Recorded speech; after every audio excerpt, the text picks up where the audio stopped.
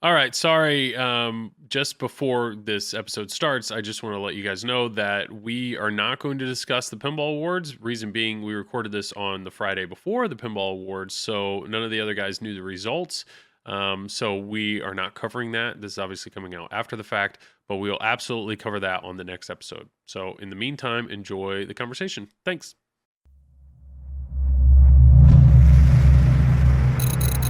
The Pinball Network is online. Launching Triple Drain Pinball Podcast. All right, Tom, are you ready? Yes, and video killed the radio star. Oh, wonderful. Travis, are you ready? Sure. Sure, great. All right, That's here like we a go. 1970s reference, isn't it? Or 80s? It's a great 80s. reference. It's MTV. It's a great dude. intro. I was barely even born then, Tom. Damn. I'm hitting the button. We're three guys who like to talk pinball, so we came up with a clever name. We're Joel and Travis Scott who talk pinball, and we call ourselves Triple Drain, Triple Drain, Triple Drain. We're Triple Drain. All right. Jason needs to do more of those. Yes, Jason. Yeah, Jason Leibel. Thank you very much. Shout out to the Pinball Party podcast. Yes, so Jason is the one who made that intro for us. What I'm realizing is now that we're doing video, while that song's playing, we're just sitting here either dancing to it or looking dumb. So if somebody wants to build an actual video, What do you intro, mean you just realized this? I asked you this 2 weeks ago. I'm not going to make the video intro. I asked you if we had an intro, and you're like, I don't know. And then I see on YouTube, it's just us sitting there. And then I asked you again, and you're like, oh, don't worry about it. It's fine. Well, to all of our listeners, I would not expect, Travis to contribute to this podcast and maybe make a video intro. But if somebody else wants to make a video intro for this podcast, Just Put show IKEA Travis in his furniture. comfy. yes, Background. Like, I'm Yes. contributing here. You guys have pinball machines. I have IKEA furniture. Okay. well, it is a substantial improvement on last episode, but yeah. So last episode we did do a 29.5 where we did just a kind of a one-off. It was just Travis and I, and we talked about in-disc, really focusing on what Carl did and how well Travis did. So if people are enjoying that, but otherwise, we're doing video. We're gonna keep doing video as well as audio. We just realized there's a ton of listeners out there that would prefer YouTube, so we're gonna keep with that. But yeah, here's episode 30, kind of a landmark episode. Really excited about that. And when we were talking about what are we going to talk about on this episode, we realized we needed an extra ball. We needed somebody else to contribute to this conversation, and we wanted this person. Well, everybody on video can see it. It's Neil McRae. Neil is here from the UK. Neil, thank you. Good morning to you. And he's wearing his extra ball good shirt. evening. Yeah, we're recording this at 10 a.m. my time, 9 a.m. Travis and Tom. So what time is it there, Neil? 3:15. Almost what we call gin o'clock. Gin o'clock? Okay, Yeah. so yes. So it's late, but I appreciate it. It's not too late. I did one with Marty where it was like 2 a.m. Because he lives on another planet, not just another continent. Well, you said 3:15. Got it. Okay. Yeah, 3:15. So in the perfect. afternoon, Yeah. late afternoon. 3:15 on a Friday. You're good. For Yeah, Joel, 10 that's o'clock. super late, Oh, evidently. okay. His bedtime's like 5:30 in the afternoon. Tired just That is thinking far about from it. the truth. So the reality is we want to talk about Bond. And so I know Neil, well, before we dive into all of our topics. So first thing, Neil, you are from the UK, and I want this is a very broad question, but what can you describe European pinball? Like, what are we missing here in America? Is there, how is pinball perceived over in Europe, or is there different challenges that you guys face that the majority of our listeners are American. So what are we missing out when it comes to pinball outside of America? Joel just wants to know if there's tea time over there during the event. That's it, yes. I'll be honest with you. I it's hard to tell you what you're missing. I think the market for pinball in Europe is so much smaller than in the US. Mm-hmm. And we don't have the venues that you have. We don't have the big tournaments that you guys have. We don't have there's 2 or 3 distributors in just about every state in the US. There's only one here in the UK. So the scale is a lot smaller. The traveling, I'll meet up with you guys all over the place. People who travel in Europe is much rarer, so it's hard to get a big event or do a show. But maybe here we play for fun. There's like most of the tournaments aren't for money except the UK Open, which we'll talk about later. But it's a much more pinball's probably where it was. I don't know, 5 or 6, maybe even 7 years ago, where it was in the US. Don't get me wrong, we got some great players, some fantastic players.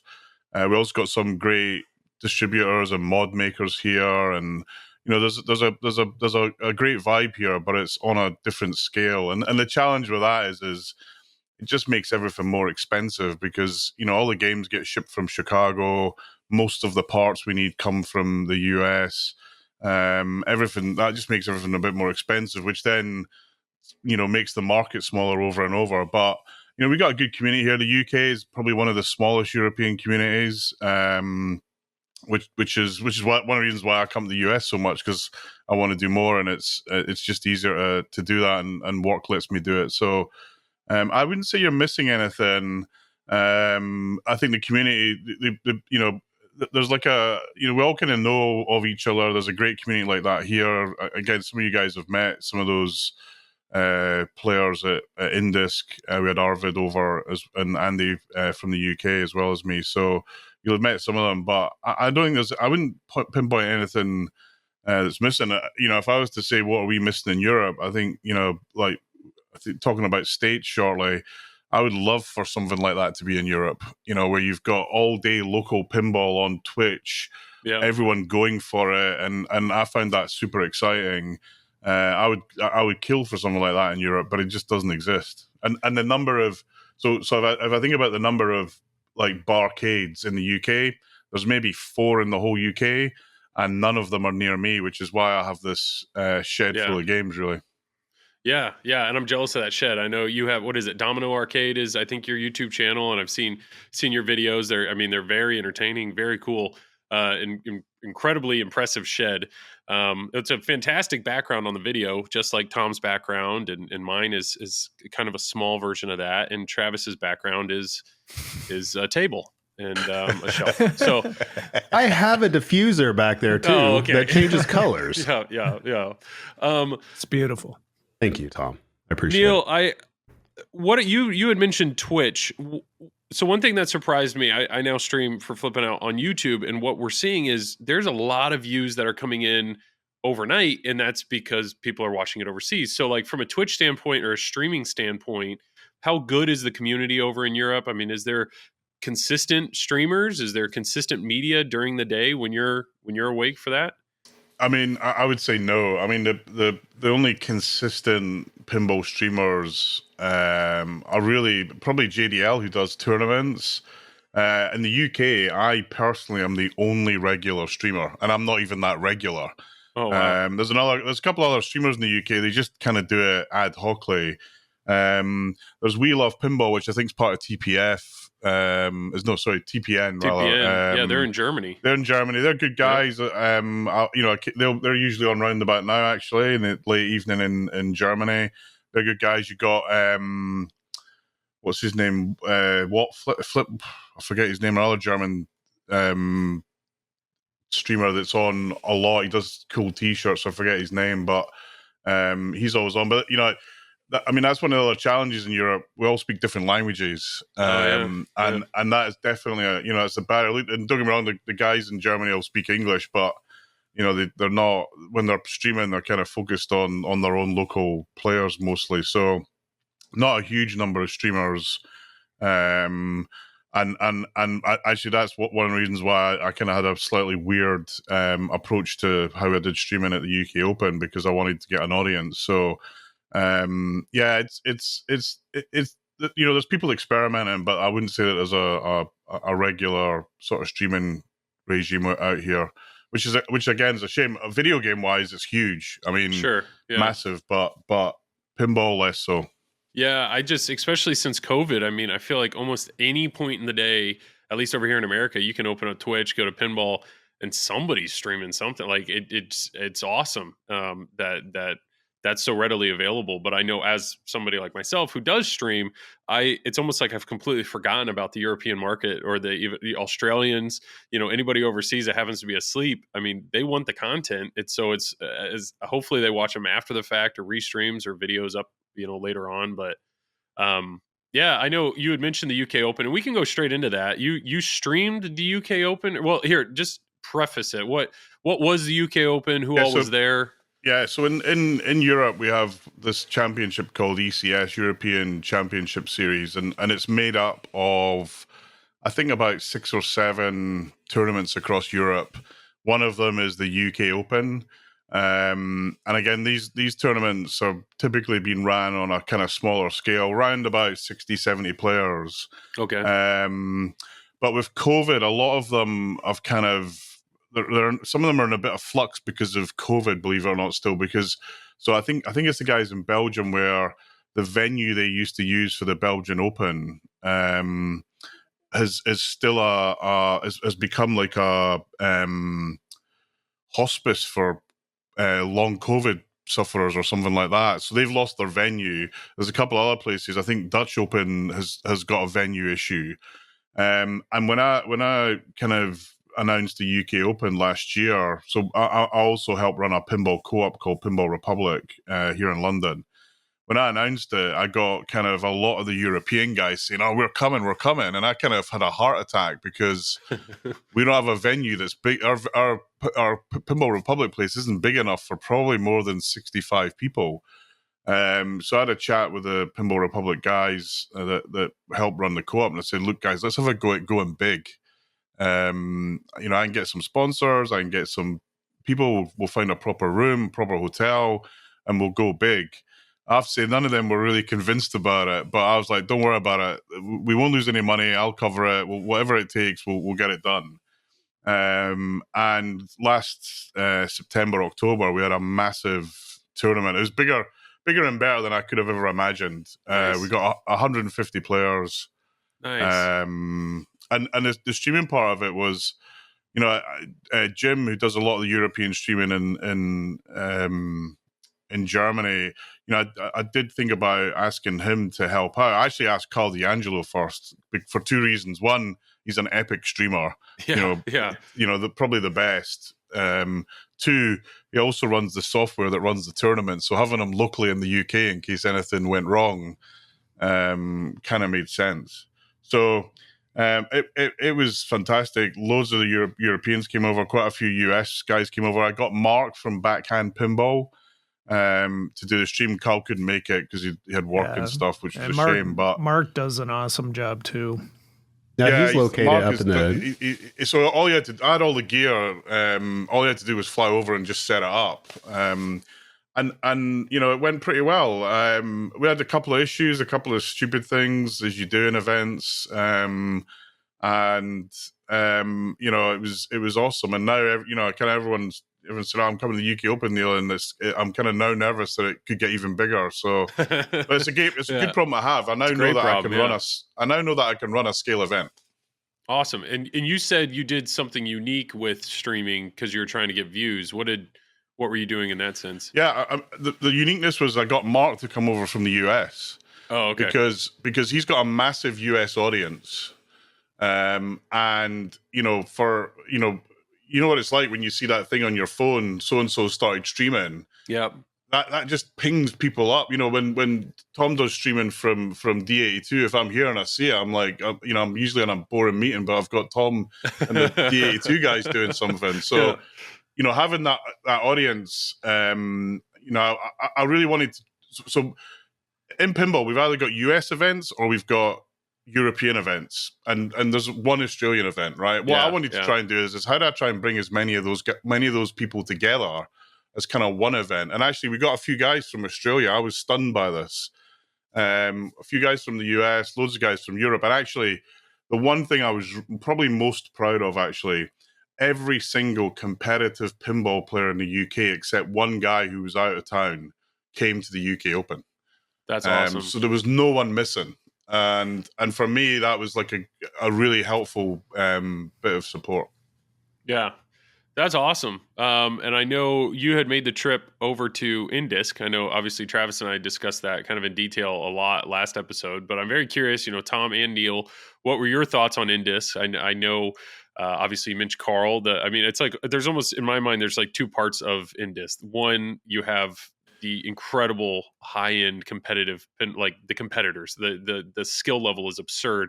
But then two, like the streaming aspect and the entertainment aspect and the commentators aspect sets Indisc apart. So I don't both of you guys stream. Tom, you obviously stream with Fox Cities constantly, all the time, tournaments. How was that? What was that like working with Carl, seeing the way Carl worked? Yeah, well, like Neil said, Carl's kind of the creme de la creme of pinball streaming. So it was awesome. And Neil and I got to announce together, which was really cool.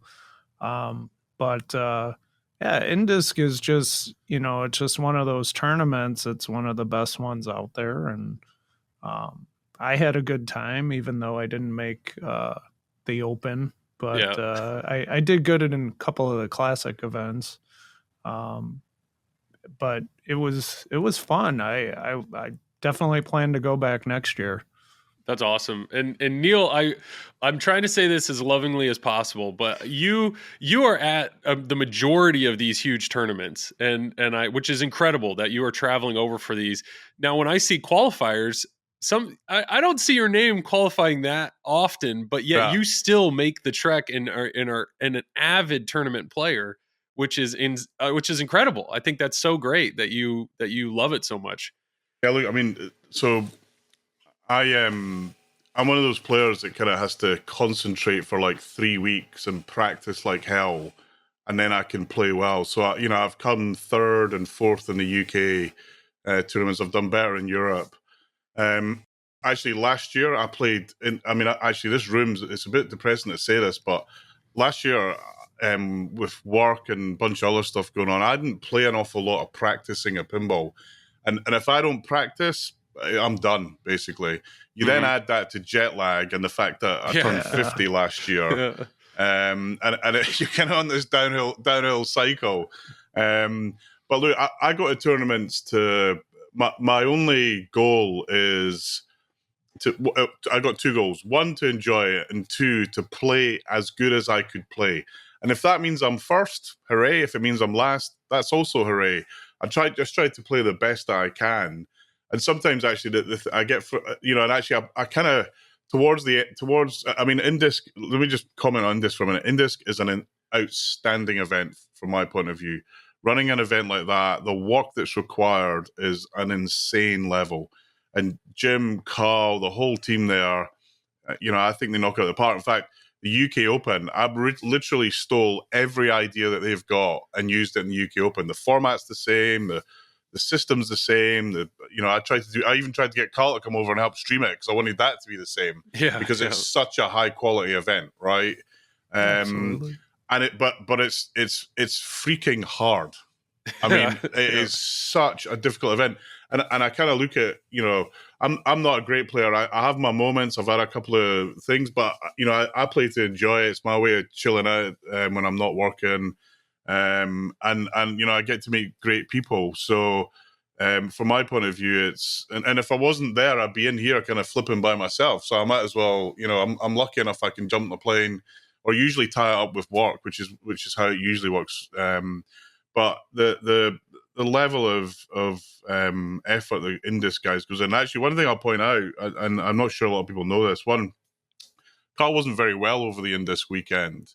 And also he had some really bizarre hardware problem with his streaming rig. That actually when he got it back, it didn't even boot. The machine's completely dead. And yet he managed. I was trying to help him with stuff. We were unplugging cards. We were and all through that, the stream still went out and still looked phenomenal. Yeah. But there was a load of challenges, and actually, Carl were saying, we kind of dodged a bullet in many respects. And that's the thing. If your PC goes down, you're dead.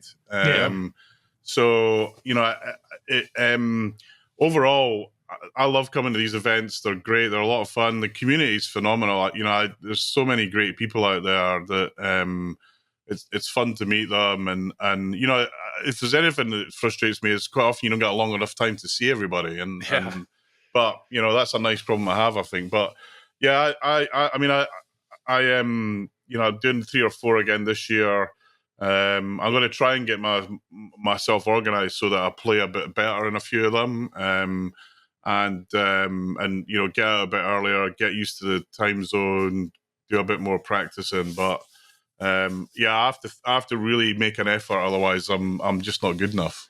But I think that says a lot, though, that even if you're not practicing, or even if you're showing up to Indisc where 60 of the top 100 players are going to be there, but you're there for the community, you're there for the people, and the fact that I just think that says a lot about tournament players and the community of pinball, that like they're good people. It's a good time, even if you don't think you can be a top competitor. Well, that's what I was going to ask you about, Joel, because I was watching the Flippin' Out stream that you guys did, your live show. Sure. And I think it was even Craig Bobby. He was alluding to, I guess, some people like to keep rules to themselves and stuff like that. And you know, I just want to make sure that people realize the very much vast majority of any players, you know, even top tier players, it's like we readily share information with each other. And I think the important thing to establish too at Indisc, this is a world championship, right? Yep. But everybody is still approachable. I mean, for the most part, I will admit that there's probably like a couple of people that you don't necessarily want to approach when they're in the middle of a game or something like that, just out of respect. But the vast majority of people are very cool, very approachable. You come up, you ask a question about a game, somebody will tell you. I mean, it's like the information's all out there anyways. And so we have to trust our skill to perform. So it's like, we're not hiding any one thing. It's like if Tom comes up to me and asks me how to play a game and I don't want to tell him, guess what? He'll just go to like Neil or somebody. You know what I mean? Yeah. And then like somebody will know, and vice versa. It's like everybody Neil knows. Will spill the beans on everything. Everybody goes to Neil at District But look, I think 82. it's also one thing knowing what to do and then executing on it. Exactly. And in that moment, you know, the other thing, I suffer from insane nerves when I'm playing pinball. It's just nuts. And in my work, I speak at conferences with 15,000 people in front of me that I don't know, and I can rattle off no problem. You put me in front of a pinball machine with 4 people standing behind me, and I turn to jelly. It's so infuriating. It's tough. Well, that goes back to, you alluded to practice earlier, and that's something that we don't often talk about, even on this podcast, although one of us probably needs it a little bit more than others. I'm not going to name names, Joel, though, about that. But that being said, it's like when it comes to pinball, I think everybody can speak to this. It's just there's so many things that are happening at one time. You got so much chaos going on that, like my camera going out, for instance. Yes. But you shout out to Silverball Swag. There is Elgato No Signal t-shirts. Check them out. Yes. But to continue my thought, it's like you're playing, so you have to know, 1, the shot geometry of the game, and 2, you have to know how the flippers are flipping, how the rubbers are bouncing. You have to understand, do you have weak flippers? Do you have strong flippers? Are they flopped down? Are they sitting high? Those are all things you have to know. Then you have to account for flipper hop, or for if a rubber's off. And then on top of that, you're accounting for the rule set itself. Like, where are you at in the game? And then, like Neil just talked about a second ago, the nerves too. I mean, if you're on stream, it's different. If you're in a situation to where you have to do one more thing, that one more thing might feel like it's a mile away, even though it's one easy shot. So there's just so much that goes into it together that it's hard to put that all together. It's like one chaotic symphony that all has to somehow go together to make things go right. Yeah, no. And you had talked about sorry to interrupt you, but one thing I just build on what Travis said. When it does go right, holy moly, is that an epic feeling? Yeah. I mean, it really is amazing when you go like, yes. Yeah. And you know, that is the buzz of pinball for me. And I believe it or not, I've had moments like that, but it's not in a tournament strategy. It's on stream, and yeah, there's it can be an incredibly satisfying feeling for sure. Joel, you had that moment at Clepen. All right, you took what, like 89th? That was more impressive than what we thought. Yeah, exactly. Yeah. You set the bar high and you dominate it. So Indisc, I'm very curious. There was a moment at Indisc that was unlike anything I've ever seen. I don't know if we'll ever see anything like that again. I'm extremely curious to know, Tom and Neil, what were your thoughts in this moment? And of course, I'm talking about when Travis managed to plunge away his ball and get 0 points. So 0-0. What when you guys were sitting there in the audience and you saw this happen? What were your thoughts? I literally went to dinner and came back and it happened. So maybe I jinxed it for Travis. It's possible. Yeah. But my the funny podcast thing is, partner leaves me while I'm playing in a world championship. He's like, He was hungry. I'm hungry. I was That's starving. fair. Yeah. Travis, you're on your own. See you. Bye. Yeah.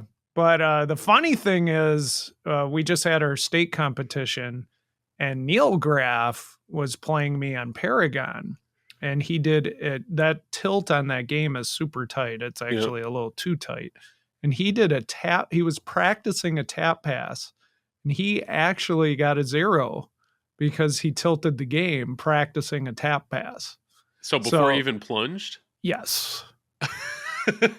He tilted the game with the ball in the shooter lane. Yes. And was it's that during on, the actual game or was that during practice? During the actual game. It's on stream. So I'm like, yeah, no, just kidding. That's I his son, wasn't like everybody. that. That's Yeah. his son. I was like, well, that's unfortunate. You'll take the but- win, yeah. As Neil, I'm plunging his ball. yeah. So I was actually in the streaming area, and everyone, I kind of thought, well, what's the ruling on this? And actually, a couple of other folks asked me. In fact, Carl asked me, how would you rule on this? Neil, you're playing and I some kinda, very epic music right now, by the way. Sorry, hold on. It's Avengers. It's okay. Let it go. That was his background. That's Joel. his background. Oh, for it this was like moment, building. yes. Yeah, there was a build, moment yeah. going on, Joel. You just There you go, ruined Joel. it. Pinball moments, Joel. You just Sorry, I pooped all over it. Yep. So let me start again. So look, I was actually in the streaming area, and I was watching, on the big screen, and I was trying to think, crikey, what's the ruling on this? Because it was clear that for me, it was clear that Travis was doing the, don't activate the playfield thing, right? That was obvious, and also it was clear to me that Travis knows what he's doing. He's not going to do something that isn't going to work. So I kind of thought, well, there's been something that's happened to that machine that has caused this, but we were kind of kicking around, and I think Josh Sharp was on the other side of me, I think, or one of the Sharps were. And Carl asked me, I said, well, the ball entered the playfield. From my point of view, it's the game was on, unfortunately. But actually, I don't know if you know, but I actually went back and tested what happened, because weird puzzles like that infuriate me. and what I found is in single player, you could ping all day. I mean, you could do it over and over and over and over again, no problem.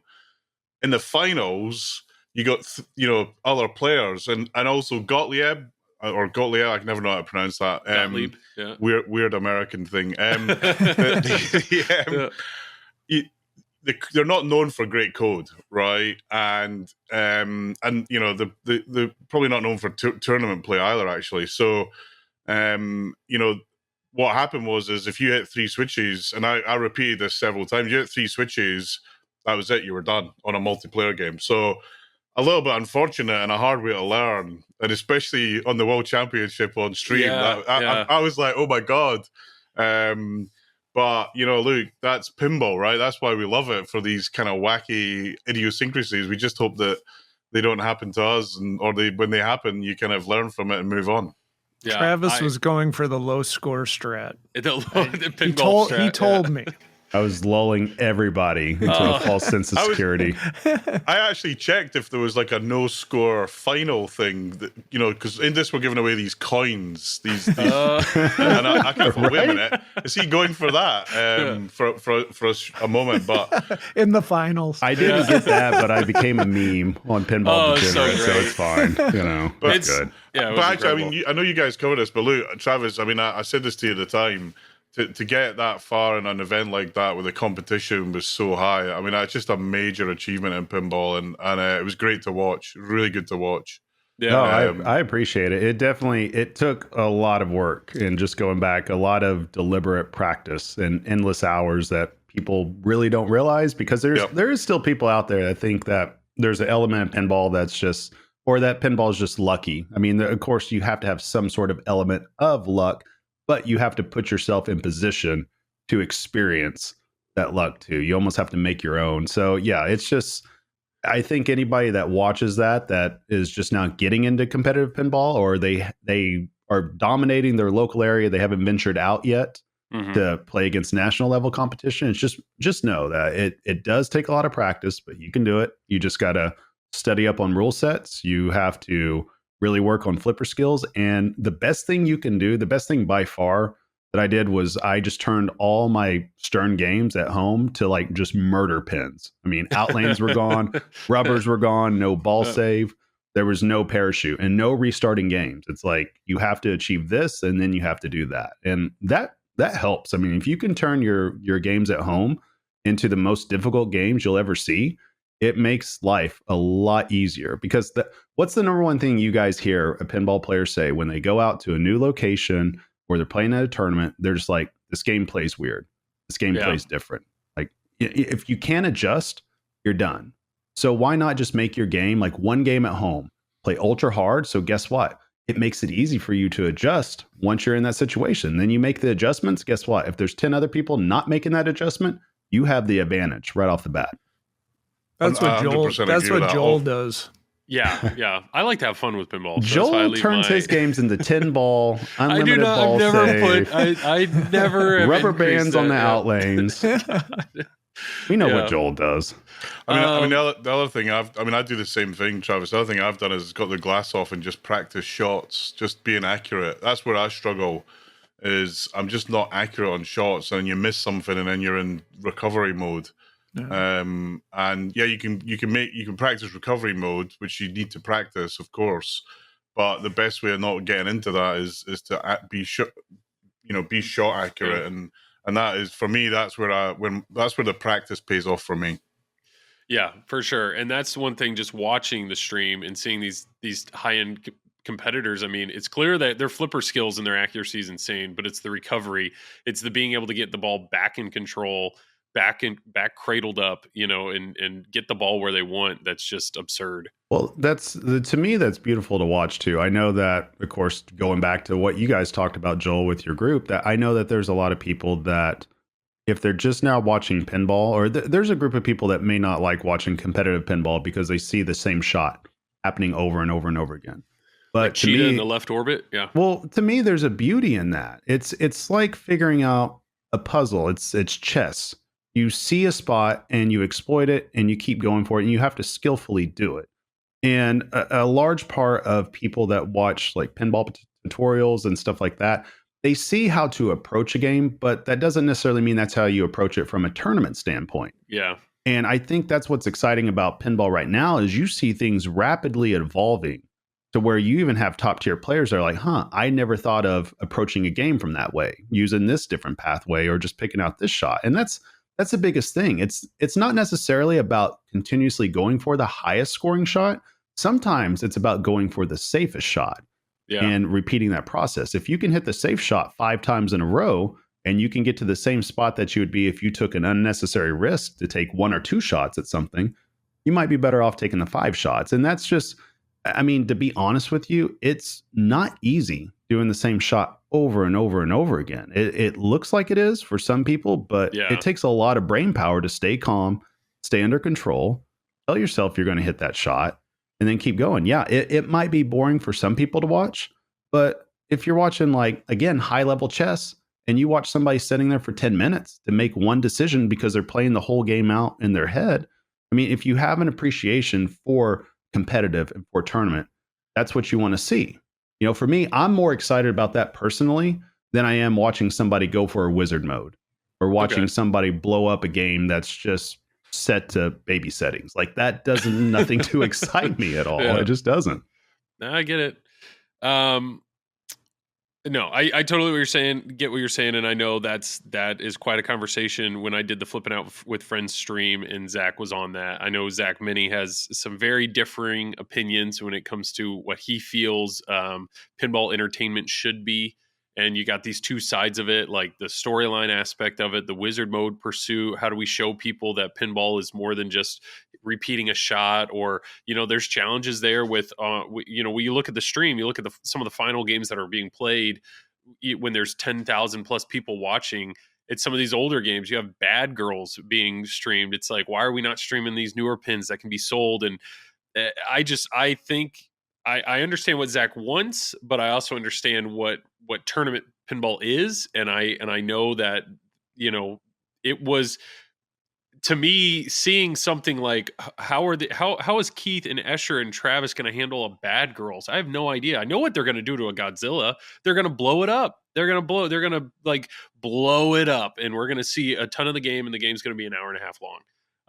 But what are they going to do on Bad Girls or a fast game? Like, what was it? Flash Gordon or something? It's like, let's see what happens here. And, I don't know. I thought that was great. Well, to me too, and you guys can correct me if I'm wrong or chime in here, but to me, that's what makes it exciting as well. It's like I can see both trains of thought, and I think both trains of thought can be correct under the right circumstances. I think that there is a time and place to watch somebody chase a wizard mode and this and that. I just don't think something like that will ever be more popular than tournament pinball. And the reason being is if you're a casual, there's a lot of casuals that can't even find the start button. You know what I mean? So they're not going to know what they're seeing, that you've gotten past this multi-ball in this mode and all of a sudden you've activated this. It's too much input. This is stuff that we all have to study on to understand how it goes forward. So how is somebody going to readily understand that just reading it real quick and seeing it? Whereas if you do have a little bit older game, it's easy to understand what's going on. You watch Bad Girls, for instance, oh, they're hitting down the drop target. They're hitting it back in the saucer up top. They're going to get into multi-ball, and then they're going to start wailing on shots. And then you see the hurry up, and you know that they're going to aim for the targets. So stuff like that, I think that that's easier for people to digest. But I do agree that there is a time and place to maybe add in the Stern games or the newer games, which we do have tournaments like Expo and the Stern Pro Circuit Finals that has that. And I know we talked about this too, Joel. I just want to correct the record that I misspoke a little bit last time when we were talking about Keith Elwin's picks. He did still have his Stern picks, but I knew that he was not going to pick those, because why fight fire with fire against Escher and Zoller and just my dumb ass over in the corner trying to keep up? But why do that? Go to your strengths. And he is just, he's spectacular on pins like Firepower and Bad Girls and all that. Yeah. So I think that there's a time and place for it. I can see it from both points of views. It's just the problem is, if you want to use new Stern pins for a situation like that, it has to be highly produced in order to convey to the viewer what is going on. You need an active telestrator. You need commentators that know exactly what they're talking about, and they know exactly what to say, when to say it, because the action unfolds immediately. So you have no time to breathe. So it's like, if one thing's happening over here and you're trying to convey that to the viewer, if they're brand new, 2 or 3 other things have already happened now. And now they're constantly playing catch up. And it's too much. Like, imagine, again, I keep using this analogy, but this is a perfect analogy. Imagine watching speed chess or bullet chess that lasts 1 minute. How are we going to describe all the moves that are happening to somebody that's never watched chess before? Yeah. It's just not going to happen. It's interesting. So in my job, we run a TV channel called BT Sport. We do Barclays Premier League and everything else. And I went to talk to them about, hey guys, can we do like pinball? Even if you put it out at 2 a.m, and they took a look at it, and their big issue was the complexity of it. And what they said was, hey Neil, look, if you were to run a tournament where every game was the same game, you could be onto something. But trying to figure out how you explain to people who don't know pinball all these different details, just impossible. And they were up for it. Look, we're up for it. You get 10 of the same games and we'll do it. And if you think about the Stern challenge that they do, the heads up clash, I was just going to say that worked. That worked really well. So, that's one of the great things about pinball, but it's also, maybe from a wider media point of view, it's one of the things that limits pinball. But I don't think I would much rather have, thousands of different games than be stuck playing the same game all the time, for sure. Right. Yeah. Well, for sure, the answer is actually right in front of us. And I haven't heard anybody else say this, but I truly believe that this is the answer. You bring the best of both worlds together. You have a single level game, which happens to be Bond 60. You have a theme that is relevant right? You have a theme that's current, and you have the lights. You have something that's modern. If you bring something that's modern into a single level to where the rule set isn't near as complex, can readily be explained, can be easy to understand, I think that's how you bridge the gap together. So, for instance, if we took Deadpool behind you, Joel, and that was a single level game, a casual would be able to understand what is happening so much easier. I promise you, a casual seeing ramps and seeing all this and that doesn't really clue in with them. What clues in is the lights and the theme. That's what clues in. And you look, that's why TNA is popular, even with us. That's why you've talked about your friends and family that show up. What game do they go to? Yeah. They go to TNA and they want to do one thing over and over again. So I think that that's really, if there was somebody that produced games to where they were relevant themes and they were basically a single level game that's easy to understand, I think that's how you bridge that gap. Now, that being said, I don't know if that makes money from selling it to people or anything like that. Maybe it does, maybe it doesn't. But I truly do believe that's how you bridge the gap when it comes to getting people to understand pinball on that level and get the interest there. No, that's actually a really good point. And So classics tournaments. classics, classics with a modern theme. I mean, and that's the thing. I mean, imagine if you and had charge $20,000 for it. Well, yeah, let's say for instance, Cheetah isn't Cheetah. What if Cheetah was Jurassic Park? Well, you're talking what about if? like Beatles. Beatles, obviously, like it's a single level. I get it. I see what you're Exactly. saying. The simplicity of the layout, the simplicity of I do think Fox Cities, you guys do incredibly well, and so does Carl with Indus. But like having commentators that truly describe what are we trying to accomplish here right now. What is the player thinking? The telestrator is huge, and I know I was trying to figure that out. I was like, why are they not? You know, we got to the finals. Why are they not using the telestrator? Turns out the telestrator broke. That's why they weren't using it, because Steve Bowden's like, yeah, he wants, hitting that right orbit. I'm like, just draw the path, like show us what they're trying to do. And I think, I mean, it's very clear competitive wise and streaming wise, we are only improving on the entertainment factor of that, not to mention the skill levels continuing to grow. But I do see what you're saying, Travis, about the simplicity of a single level game or even a classic game, being able to communicate what is the goal here. That's a whole lot easier to communicate than Godzilla, where they're like, well, they could be pursuing one of, I don't know, 6 multi-balls, and are they going to go this route or that route or rush, some of these codes that are just, I mean, as a player, we love, but yes, communicating that from a tournament standpoint would be a challenge. I do know for all the listeners, this has been very tournament heavy. We have just a little bit more tournament talk to do, and then we're going to take a big shift. So Tough luck. Yeah. So shift here. Travis, behind you have 2 Oklahoma State tournaments, trophies, 2 Oklahoma State. You've won I have an states. Oklahoma. Yes. You have the one that's spelled wrong Thank you, and Josh one Sharp. that's spelled right. But you actually have a third one in your house, but it's not yours. Oh yeah. Thank you for reminding me. I did not forget Monica. Yeah, my wife Monica. Where's won Monica's trophy? Yeah. I don't know. I think she took it to her office. I think, but yeah, Cool. she won the women's state in Oklahoma. So congratulations to her, because she actually worked hard and wanted to practice and actually asked me for help. And she What? ever I know. Look at Did she you. listen to any of it? Hell no, she didn't listen. Like I told her on Spider-Man, I was like, stop using the upper flipper, just let it come down. Go to a catch. And she's like, she looks at me and she says, okay, I'll do that. Goes right up there. What does she do? Yeah. Goes right for Venom. The upper flipper, just going to town, ball going all over the place. But no. So congrats to her. And congrats actually to all the women that competed, that won. I was excited to watch that and see it. I've gotten to see, I believe I watched some in California, and I think Massachusetts had a stream up. So I tried to watch as much as I could, because I mean, it's exciting to see people be in a position to where they get to compete for something that's of that level. And what I hope happens with that, hopefully next year they'll have a women's nationals pop out of it. I'm not sure if I think they are taking $1 now for women's tournaments and all that. So Aren't hopefully, they still doing a women's nationals though?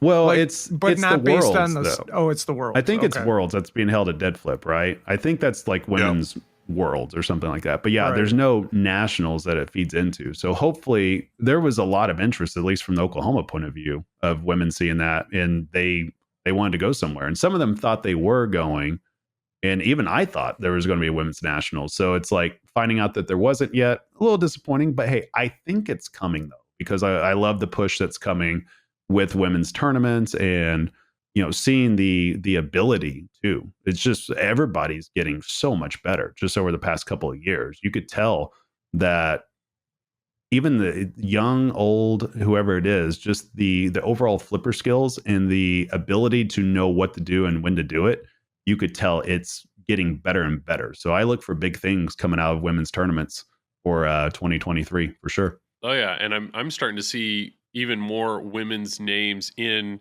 like the open tournaments, like for everybody. So they're competing right up there with the men in some areas. I mean, Tom, you have a girl at District 82 that just is dominating. What's her name? Cassidy Milanowski. Cassidy. Yeah, and she's what, like 17? Yep. Yeah. So yeah. And then who else do you got? Very good. I'm not kidding. Oh, she's outstanding. And then you got Carrie Wing, I believe, and I'm trying to think, Leslie from California. And I know, yeah, I know that there's another one too that I've seen play that I'm impressed with, but I've never met her in person. Her name's Elizabeth. I can't remember the last name. She's like from Indiana, Ohio, Kentucky, somewhere. I don't know. Gazeki, I can't pronounce it, but she was at the Cincinnati tournament. I think she made top 4 in that, if I'm remembering right. But yeah, there's a lot of women players out there that are fantastic, and it's only going to get better. And I know Rachel with she does stuff with I don't know her last name. Rachel Risto. Yeah, Rachel. She has a podcast on Poor Man's Network, but she also put out a podcast that we released on TPN where she was talking about women's competitive play and trying to get more women out there and the community that comes with that. So I know it's awesome to see, Travis, that Monica is really taking it on and enjoys doing it. And she's doing very well at it, which is exceptional. So she's out for blood, Joel. Like I heard her in our game room draining and cussing, like just dropping an F-bomb. I was like, oh, it's serious now. On Toy Story. Real. Yeah. I was going to mention actually the Indus ladies. There's a game in the final. There's a game of Stargazer where I think all 4 women players score more than 1 million. Watch that game, because for me, that's probably one of the standout games for me that said actually women's pinball is here, and the women players are as great, if not better, in terms of skill and quality and capability. And that game, I watched that, and I'm a massive Stargazer fan as a game, and to see the way they were playing was just amazing. I was inspired by it just watching them play. That's awesome. And the other side of states, I mean, Travis, I know you did not compete in states. Tom, you did compete in states, and you did very well. So much drama. Very well in the state of Wisconsin. There was a point where you were battling. So this is head-to-head. So instead of doing like a 4-player game and the top 2 go on, or top 2, point system or anything, this is one-on-one. This is, what is it, heads up? Is that what it's called? But it's just a head-to-head format. Single elimination. Best of 7, so you got to win 4 games. Yeah, and there was a point where it was you versus your son, you versus Neil. Yep. Yeah. So how did that go, and how did that feel on the car ride home? It was fine. Neil took it fine. I mean, honestly, I don't think either of us were playing great, but Neil just really had some bad luck go his way. He picked Deadpool against me, and he actually won that game, but I mean, there were a lot of outlane drains, unfortunately, and that's pinball. That's sometimes, pinball. So, spoiler alert, you got second. You made it all the way to the end. I had you to got face second. Escher from Colorado. Yeah, so that's what I wanted to bring up. So, I mean, all Escher, hell, the king of Wisconsin now. Right. Escher, I gotta get Escher like a Wisconsin shirt or a Packers shirt, right? And he has to wear it at nationals. Exactly. That's what's going to happen. We talked about this, Tom. Like, I can no longer claim I'm District 82. Like, Escher is more District 82 than any of us from outside Wisconsin. Well, even Josh was saying, like if you look at some people's IFPA cards, there's a lot of District 82. So, and it was brought up to me by a lot of people. There was a post on Raymond's Illinois championship on YouTube. somebody said, "Hey, what do you think about Escher and the Sharps coming to District 82 for Wisconsin State?" And honestly, I mean, those guys came and played in our state. They earned points. They have the right to pick which state they go to. So to the listeners, just to clarify what's going on here. So this is states. So you would think this is whoever scored the most points in last year can compete for states. Well, you assume you have to be a state resident. That's not the case. It is the 24 top Whopper earners in that state have the ability to play for states. So when you have somebody like an Escher that's traveling all over the U.S. and playing in all these different tournaments, especially when he's winning in them, Escher was one of the top 4 winners in the state of Wisconsin, even though he lives in Colorado. He was the number 1 seed. Yes. So he had the most points, which if you look at it was over 1,000 points. Which is insane. But there's people like Carlos, I know Laserlos, like he's in Ohio. He had multiple states he could pick in. He could have came to Wisconsin. Yeah, so that became a thing. Why would you want? And so you have two trains of thoughts. You could either based on you could either do it based on the competition, like, well, I don't want to go compete in this state because Ray Day's there. While the other side of that is, well, where am I going to win the most money? And the money's based off of every single tournament game that has been played in that state. There's $1 that's set aside for that. And so being that District 82's had so many huge, large tournaments all year long, the prize pool for District 80 for the state of Wisconsin was over massive. $10,000. Yes. So, I mean, you can't really blame anybody to see all that money just sitting there going, well, if I go there and I do actually decent, I'm going to be taking home a paycheck. So I knew going into my first match, like, if I lose here, I'm still winning $200. Wow. Just for showing up. For showing up. Yeah. If I make it to the next round, it's 400. If I make it to the next round, it's like 800 or 600 or whatever it was. I mean, it was a lot of money. Yeah. Well, to give an idea how much that actually is, I think the Oklahoma State champion made about the equivalent as somebody in the second round at Wisconsin. Yeah. Yeah. Like, which is crazy.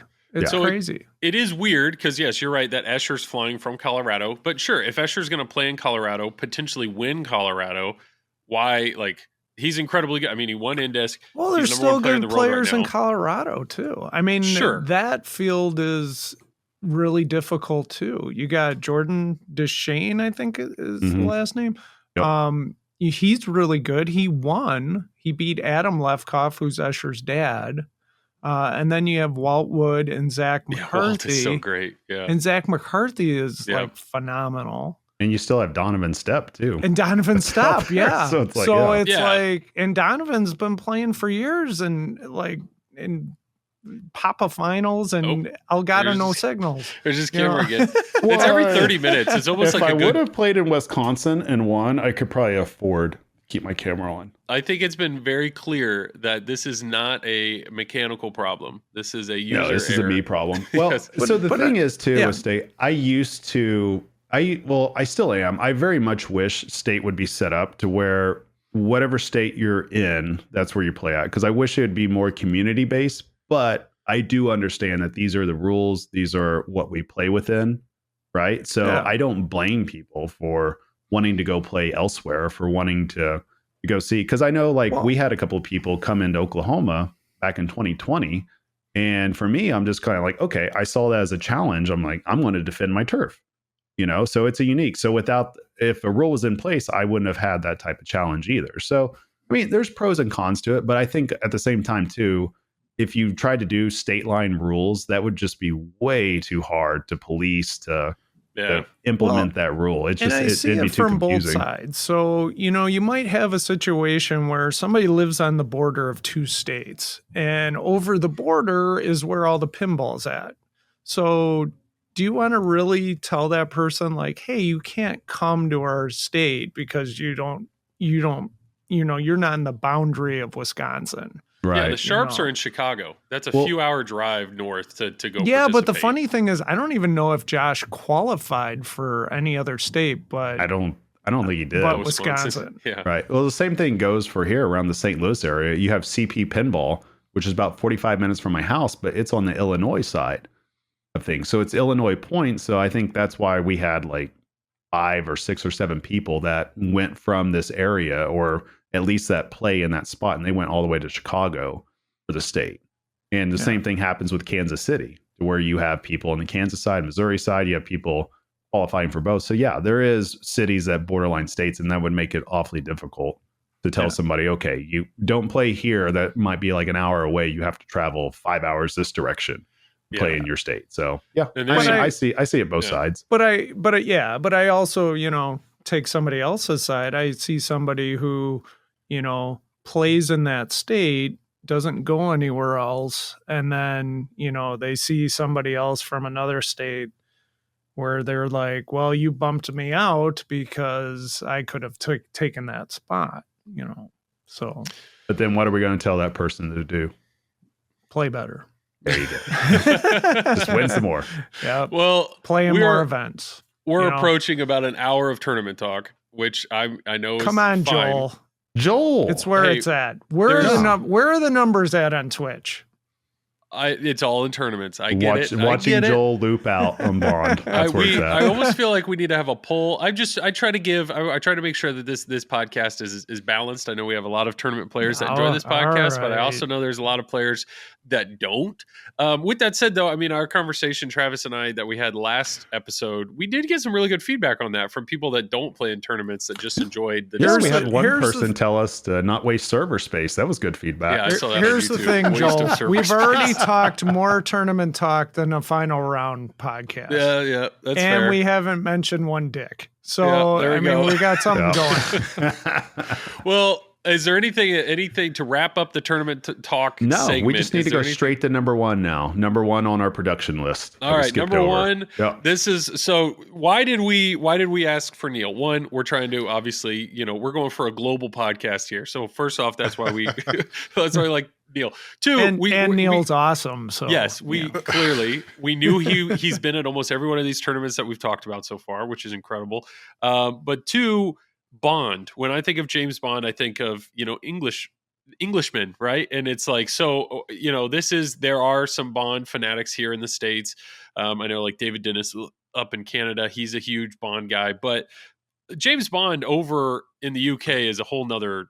I mean, that's a whole nother level, right? So Neil, I know you get in on most of these LEs, but when Bond was announced, how was that? Like, what was your? I know how Tom reacted to Rush. Do you think you were in a similar boat? Well, kind of, but actually, I'll tell you a very short but funny story. The guys who own the Bond IP, Eon, the Broccoli people, they got a lot of stick for missing the 50th anniversary of Bond. I don't know if you're aware of that. They didn't do anything for the 50th. So 10 years ago. Yeah, so they decided, well, we better make sure we do something for the 60th, right? Okay. And I think if you flip back to 10 years ago, Bond was probably in a bit of a weird place with, no one quite sure about the current Bond. Anyway, so the company I work for, we got invited to a meeting with them. Hey, the Eon guys want to have a chat with us. This was a few years ago. And I'm like, Bond, yeah, I'm going. So we were at this session. I can't go into what we talked about, unfortunately, but one of the things that I think it was my boss or one of my colleagues happened to mention that I was a big pinball nut. And one of the Eon folks happened to mention that they might have done a deal with a pinball manufacturer. So this was 10 years ago. This was and actually, if you go on Pinside, I posted Bond is coming like 4 years ago. Nice. So I kind of knew this was coming, despite many Stern employees telling me, Neil, you're nuts. It's not coming. I was like, yeah, okay. Which kind of made me laugh. So when it came, first of all, it's great that it's coming. It's a dream theme for me. I'm like, excellent. Two, oh my God, who's designing it? Who's writing the code? Who's doing the art? All the kind of panic moments that you have. But look, you look back at Stern over the last few years, it's hard to say that they've got a lot of things wrong they've got a lot of things right. Don't get me wrong, the room for improvement.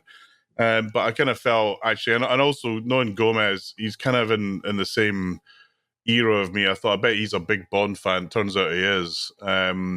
So I was super excited. But will they get the right music? What era will it be? It's kind of like, in some respects, it's like Star Wars, where and actually the other IP that fits this is Harry Potter, because of those IPs, everybody's got a different mindset about what makes that IP special for them. And I, whoever does get the Harry Potter IP, good luck to you, because you're gonna make loads of people happy and you're gonna piss equally as many people off, right? Yep. So from that perspective, I was like, look, it's a pinball machine based on Bond. I'm in, basically. And I've been waiting for it, because we have to wait for the games to get shipped over. Actually arrived last week, Bond LE. Unfortunately, it's got a bit of damage. Which kind of is unfortunate. But again, on the flip side, I've maybe bought 30 new in-box games. This is the first one I've ever had any damage with. So part of me is like, well, it's not great. Other part of me is like, well, that's life. And also, I've had a few issues with Stern. They've always kind of looked after me. So I'm pretty confident that Stern are going to send me either a new machine or a new cabinet. For sure. yeah. But that's but awesome. I'm also in on the Elwyn game, so I'm very excited about that. We're going to talk about that, but so let's step one step back. There was the reveal of this game was supposed to happen at a trade show in the UK, right? Were you there, or were you involved in it? Yeah, you were there.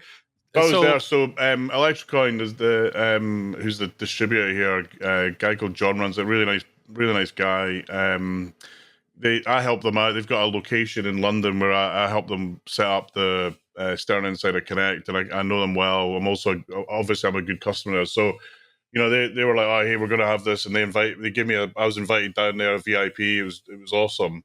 And EAG is actually. So there's two events in UK. One is EAG, which happened last week when we were in Indisc, or the week before. There's another event that was big in the US called IAPA. It's usually in Florida. It's an insane event. If you haven't been there, go. It'll blow your mind.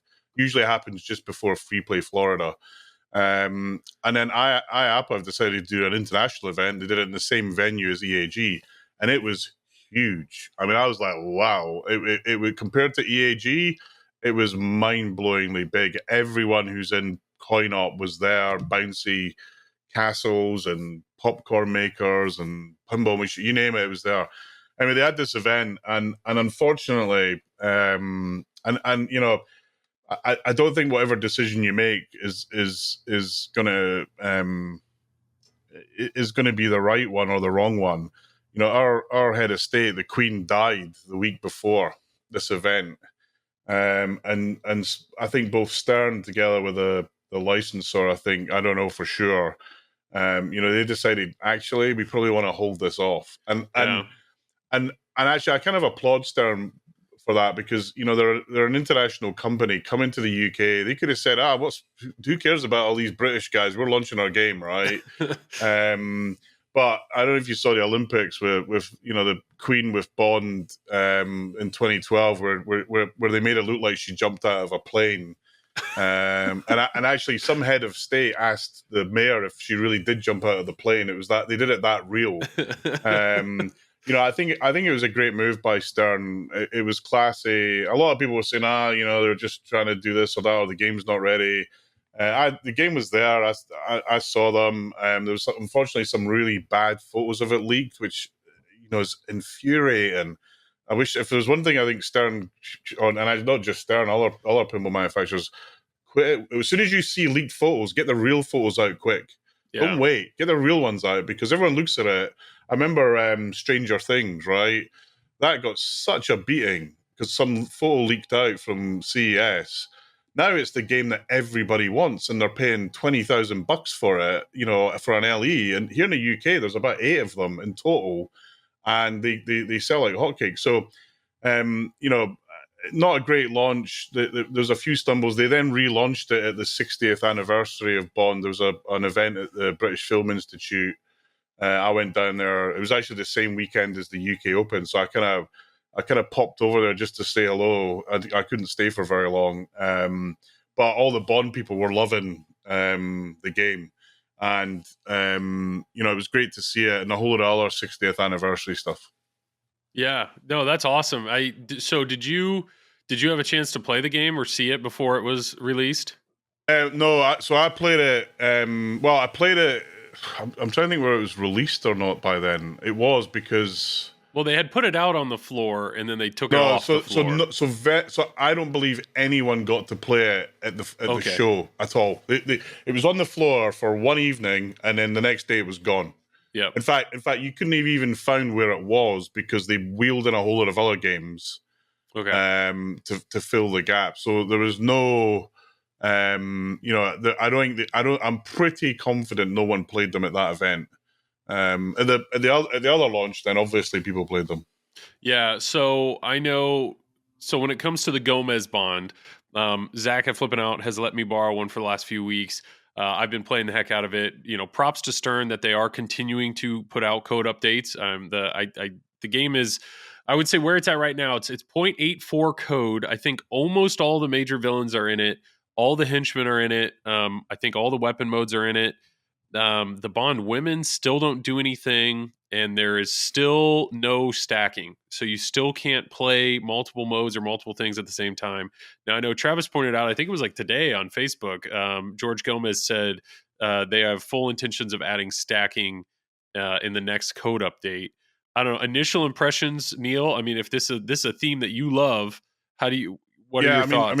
I played it. I did play Bond at Expo, so I was at Expo. The game was there. I was able to play it, and my first impression is the core thing. The game shoots really well, right? The code was still very early, no question about it, and a lot of work to do. But there'd be nothing worse as if the game was clunky or didn't flow well. But I really liked the games and I most Gomez games I tend to like, but when you look at it from a Bond fan point of view, the artwork is perfect. I know, and I know a lot of people said this artwork looks like some guy in Photoshop did it. Well, Photoshop wasn't around in the 60s, guys, so it's meant to look a little bit kind of non-perfect. And if you look at the Bond artwork of that era, especially Connery, it all looks like that. So, they've nailed it. And they've just stuck a whole lot of movie posters on the side. Yes, because that artwork is collectible. It's huge in the UK and actually across the world. So, I was ecstatic about it. The only thing I might nitpick, why isn't the LE Goldfinger? Yeah. Why? That's Vault the Edition, only thing. Neil. You're forgetting about the Vault Edition. Yeah, it just hasn't come out yet. Goldfinger Vault. Yeah. That'll be another sale my wife will get pissed off about. Because you'd be in, yeah.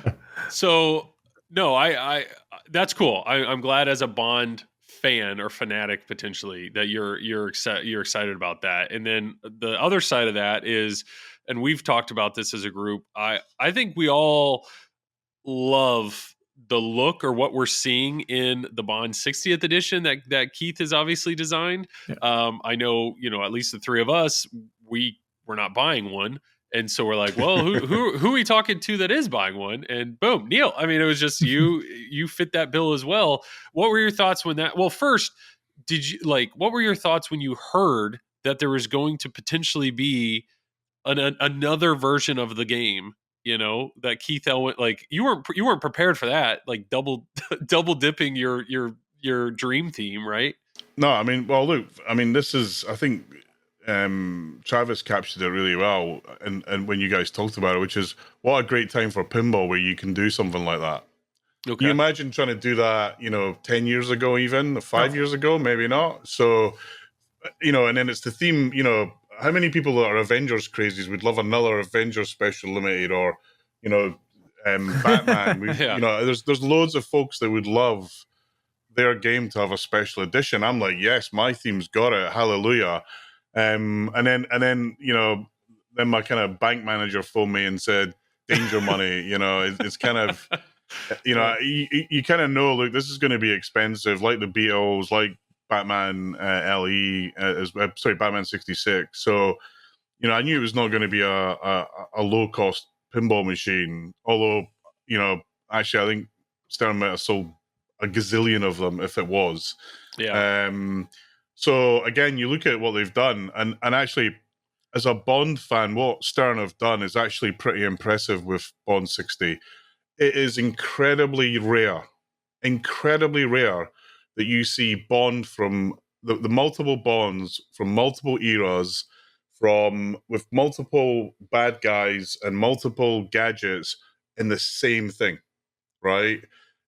You try and find any other bit of Bond thing that's got that, you'll struggle. There's, fan artwork, yes, for sure. Anything official, very rare indeed. So again, people, the artwork on the playfield could be better, I guess, but the outside of it, I'm like, yeah, this is awesome.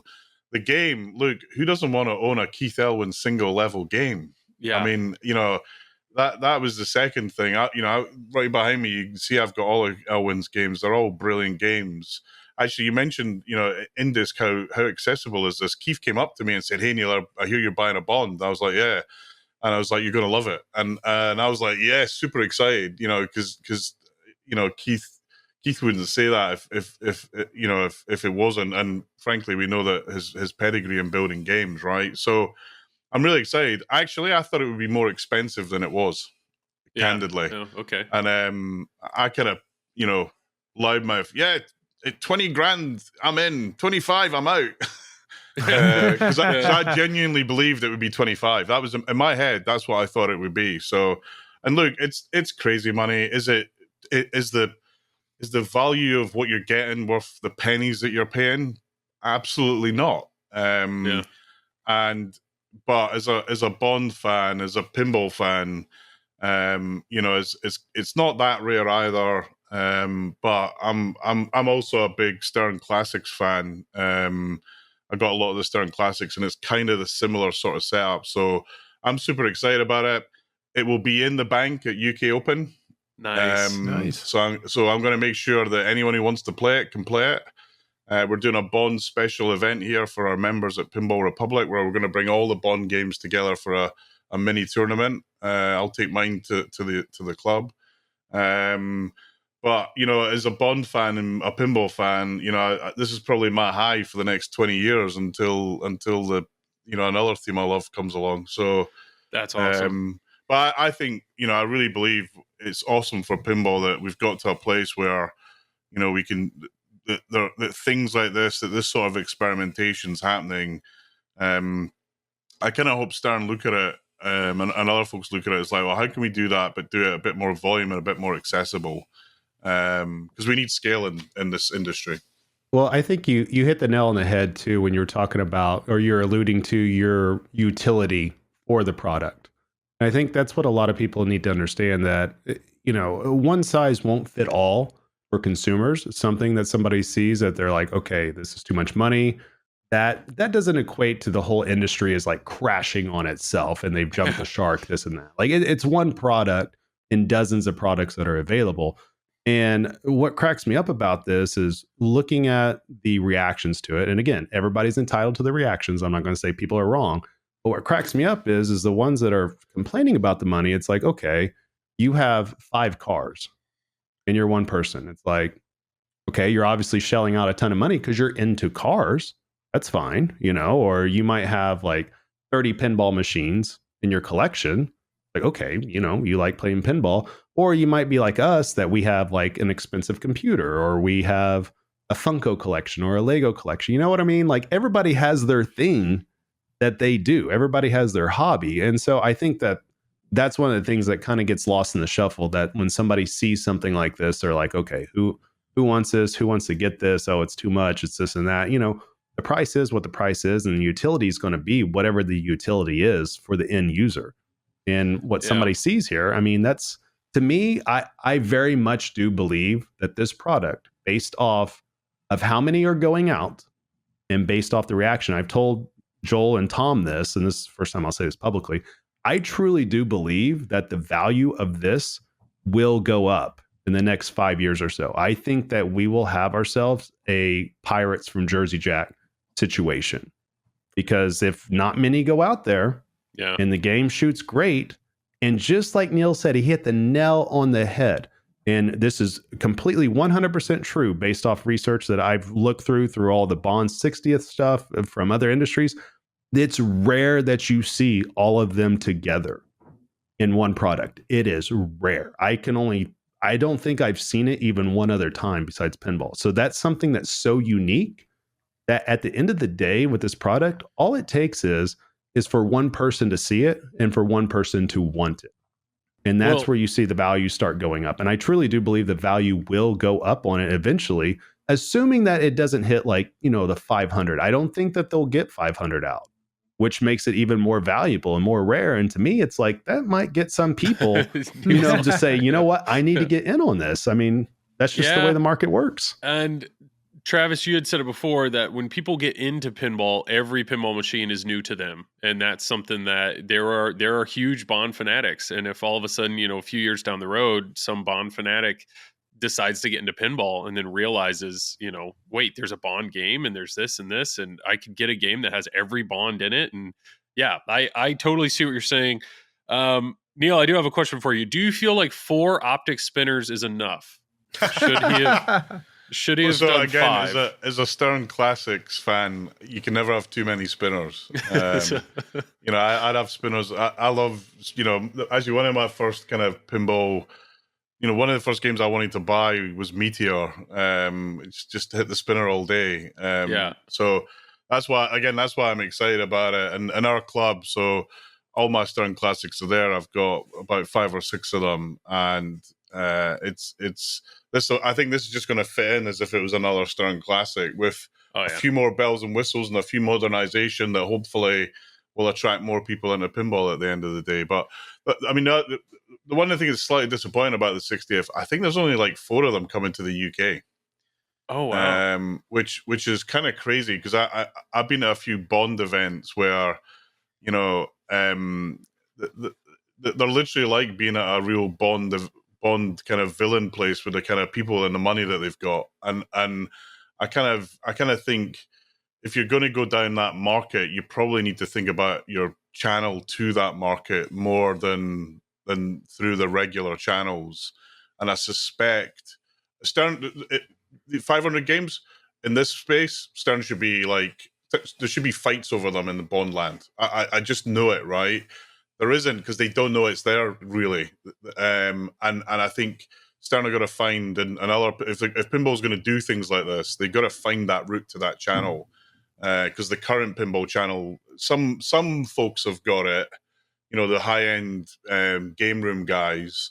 Yeah, a lot of them don't. They're just shipping games out. So that'd be my take, and. I'm glad only 4 of them in the UK. That definitely guarantees it's going to be worth more money. From my point of view. I was about to say it sounds like it's time for you to corner the market. That's what I'm hearing. You should be buying more than one. Is what it sounds like. Yeah, you've got the connections. I'll have to come and live with one of you guys because my wife will have changed a lot. You're going to collect Bond 60s like Pokemon cards. I just know it. Well, Neil, the only other Bond 60 question I had for you is what's your thought, and this is a little bit of drama, this high quality pinball drama that's out there. What's your thoughts on the fact that the topper that's coming with the 60th is the same topper that's going to be on the Gomez one? And I know you're a topper guy, and I know you're buying both. Does that bother you? It's exclusive. Look, I mean, it's expensive, but look, this is another thing. Stern, look, they cocked up on the piece of paper. There's no doubt about it, right? When you look at it, it does look like it should be exclusive. And they kind of, when you make a mistake like that, just put your hands up and say, sorry, we screwed up. This is the reality. Instead, they kind of have this wishy-washy thing that didn't go down well at all. You just apologize for it. It's not the end of the world. This is pinball, and but I'll be buying another topper for sure. Yeah, so you'll get the official topper. You'll get both of them. Yeah, and actually, there's a guy who owns a GoldenEye who wants to get one to stick on his GoldenEye. That I know. So there's a bigger market out there than just what Stern have sold today. There's the old GoldenEye that's still around, and actually not a bad game. Not the best game, but it's not bad either. So yeah, shout out to Mike Castleman with the Pinballers. He personally feels that the jump ramp in GoldenEye is the best jump ramp on a pinball machine. Like, he thinks it's better in Toy Story. He thinks it's better in No Good Gold. Do you guys? I don't know. I've never played GoldenEye. Do you think that's a fair statement? Mike's Canadian, so we got to let him slide. It's fine. It's All good. right. But no, the touch base though on the toppers though, this is an important thing to point out. There is a contingency of people out there that will specifically buy a topper just to put on the shelf. Yeah. And they'll figure out how to light it up, and it's literally just a piece of artwork. I've seen that done For real? Oh yeah, I've seen that done in many game rooms. I know people that do that they just, they collect them.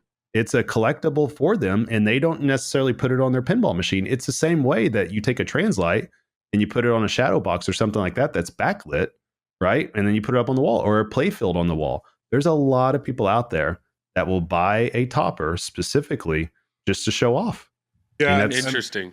Actually, one other thing I wanted to point out about artwork, on Batman 66, they have Commissioner Gordon on the playfield, right? Trying to get Commissioner Gordon on a Batman thing is almost impossible. But Why? yet Stern made it happen. He's on there, he's the target that you hit for the X. So a lot of people give Stern about, you don't get this for the license, you do that for the license. But actually, in many cases, they've gone above and beyond and got things that actually no one else has got. So all the bonds together, Commissioner Gordon, I'm sure there's other things that we don't know about. Why Commissioner Gordon? Why is that a problem? Getting him on I think there? it's something to do with who owns that IP. It's owned by a trust or something like that. I don't know. I was told, and looking into it, I've got Batman 66. I'm a Batman nut as well, but seeing that on the playfield was like, wow, they've got Gordon on it. How did they get that? So at least that's what I was told. It might be hogwash, but when you look for Commissioner Gordon stuff of that era, Yeah. it's hard to find it. So I think there's something in it. Well, the same Interesting. thing kind of happened for Avengers too, because Adam Warlock is on the playfield and he's nowhere else. And when that came out, most people had no idea who Adam Warlock was, but his character played a central part in the Infinity Saga, at least in the comics. And now you have Adam Warlock is going to show up in the movies now in the next Guardians of the Galaxy. So it's going to be a well-known calm down, character. Travis. Well, it's I going to know be a you're well-known excited. character, Joel. I'm telling you. If you only No. knew what's coming down the pipe, Joel. I'm just wait. excited for you. I'm excited that your I'm comic book excited. fantasies are becoming Well, I'm reality. excited what that means for pinball, though. Think about this. We should be getting a Doctor Strange pin. No ands, ifs, or buts about it. It's There's- a magic. yeah. It's a magic theme. It's a comic book theme. It's perfect. Put it I together. agree. Make it happen. But you know, New there's Spider-Man. plenty. There's Oh. plenty of people that are like, I don't want any more. They'll comic buy book it. pins. They'll They buy don't. it. Just put L when it sells out. Who cares? But I here's would the other buy thing. a new Spider-Man pin. Exactly. In a heartbeat. Into the Spider-Verse. Oh, That so good. is the low-hanging fruit that would absolutely dominate pinball sales. Everybody puts out these themes and everything. You want a theme that's relevant with the younger generation? You want Yeah. a theme that's relevant with an older generation? You want a theme that's current? My God. And it has hip-hop music to it, and it has badass artwork to it, and it has plenty to bring out. And there goes my camera. I'm telling you, Every 30, it's. Hey, You're right though. Into the I'm telling Spider, you. that would be huge. that would I know. be massive. I know. I personally, if they ever did a Batman the Animated Series pin, I'd be all over that. But I get it. I know the argument. People are like, I don't want any more Dad Rock pins. Well, we're going to continue to get music pins, and people are like, I don't want any more comic book pins. Yeah, I don't want any more comic book pins. But the truth is, It sells. it sells, Yeah, and it sells. there's some huge fans. There's some huge fans in that. One of the things I think, if I was Stern, I'd be looking at anime right now is insane. Yeah, I think if they made a pin in that space, it would go crazy big. anime I know we've said this a long time, but it's like video games like they have not done anything video game related. And if once they Mario? open that can, I know Mario Would be huge. massive. Of course, we know how difficult it is with Nintendo licensing, Sure. but Mario would be massive. South Park, would be even more. That would be massive as well. Not And more into than Mario. Not more than Mario, It but would be big. that would It be would be massive. big. South Park would sell out. I'm telling you, South Park would do great. And then Into the Spider-Verse. Those are the three themes that I think would just absolutely destroy whatever else you put out there. I think it would do better than Top Gun. I think it would do better than even Matrix under most conditions, and I think it would do way better than something like Godfather or something like that. Well, it's not going to do better than Galactic Tank Force, though. I think we all agree Galactic Tank Force is the epitome of pinball themes. I'm telling you, I got for the next feeling 20 that years. I got a feeling that pin is going to be more popular. We talked about this a couple of months ago. Dead serious. I can't wait. Well, there was even a poll out. I mean, all internet polls are wrong, of course, but there was a poll out. I think that took like second or third for people that were most excited compared to any of the other. Like tanks in space, buddy. Yeah, nobody's going to be excited about Indiana Jones. I'm sorry. That's done. It's whatever. Jaws is okay. You know, Venom, if that's coming up, people will be fine. Foo Fighter, whatever it is. But Galactic Tank Force. I know.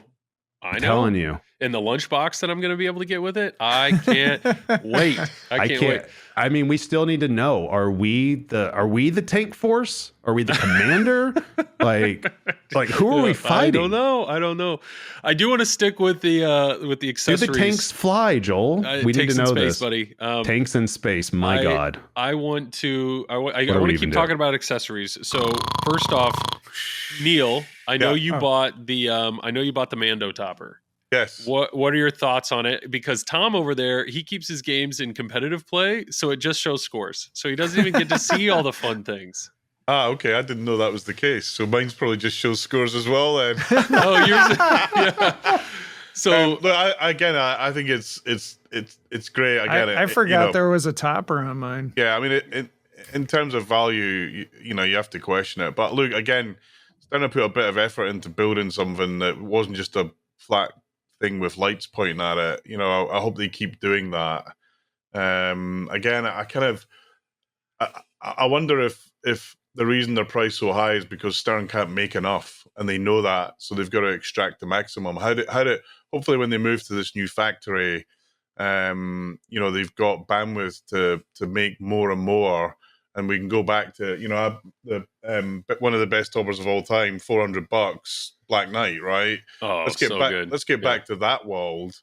But again, Stern have got to be able to make them in volume, and I hope this move to the next factory allows them to do that. But I think toppers add a little bit to the game, and there's some. I'm not a big mod fan unless it really makes a difference. But I did swap out my my Godzilla for Atomic Godzilla. I don't know if this will focus.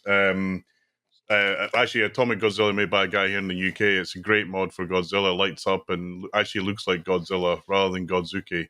But I think it's my sense is Stern would love to sell them lower price if they could make the volume to make it worth making them. And Mandalorian, I'm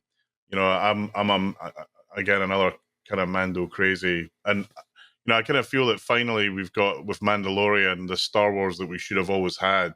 The Star Wars game is okay, but it doesn't feel like you're in a Star Wars episode. Whereas this Mandalorian, it kind of does. The music's awesome, and I really like it. So yeah, the Mando topper's great. I think I pretty much like all the toppers. There's not one that I think is terrible, but I just hope they're imaginative and do imaginative things with them.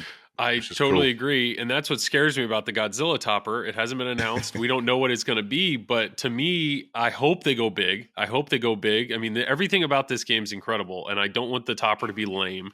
I hope the toppers, moves are exciting or something. But the other thing that scares me is so many people own Godzilla. And so many people are like, this game's a keeper. It's bolted.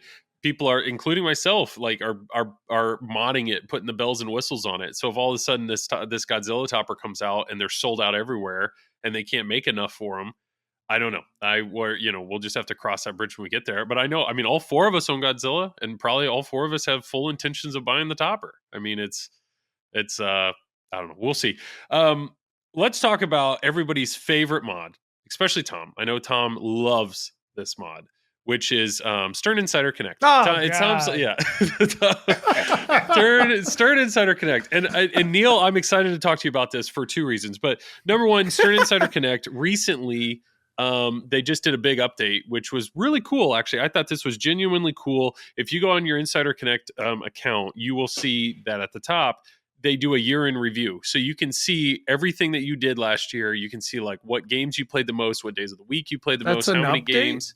Well, they had to update the server to then like allow that. That was when the server went down earlier this week. I need to prepare the listeners. You're about to see Salty Tom invoked, and I cannot wait. Yes, buckle up. All right, go ahead, Joel. Yeah, buckle up, everybody. But Get your truthfully- Mountain Dew out. Biggest waste of money in the industry. We hey, For a there's your home buyer. foreshadowing. Yes.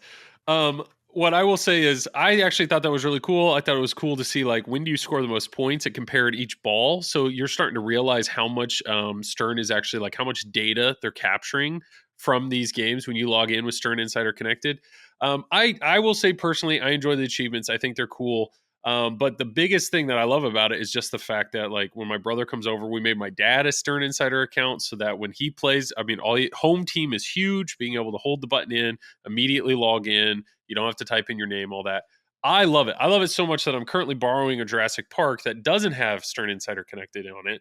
And so I realized like I need this. I need Stern Insider Connect. I wasn't going to buy it though. So spoiler alert, what you can do is just buy the Wi-Fi dongle and a card, plug them in, run a long Ethernet cable from the game you want it to have to one of the QR code readers on one of your other games and log in one time. That's all you have to do to get it on the network. Stern And then at will that nerf point- that. Thanks, Joel.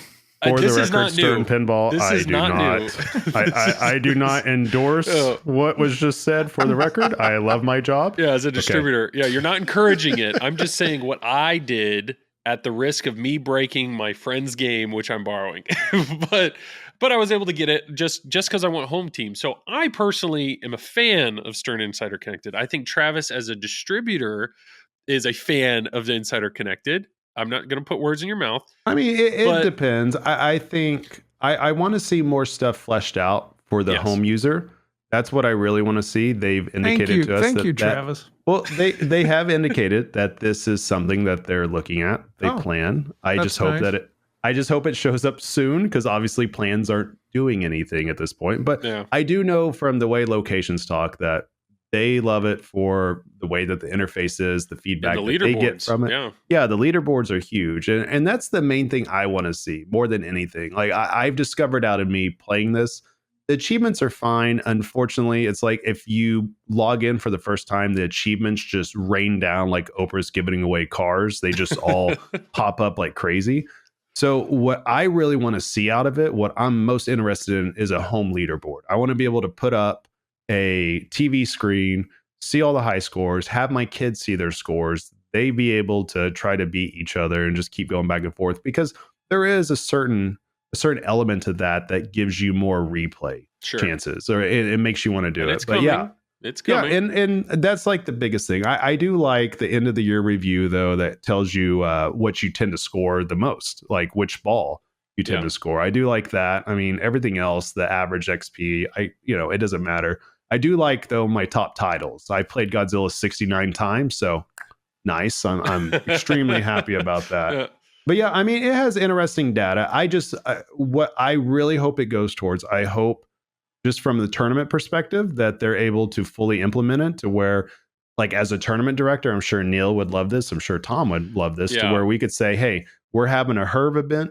You guys get on there, play as many games as you can. It's going to go on the leaderboard.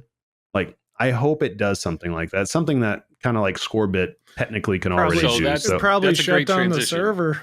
That's a great transition because before we let Tom go off, Neil, you before Stern Insider Connected, there still is a product called Scorebit. Yep. I have a Scorebit in my TNA. It was a way to Scorebit is somewhat of a universal board that was made for all pinball machines to connect them to the internet.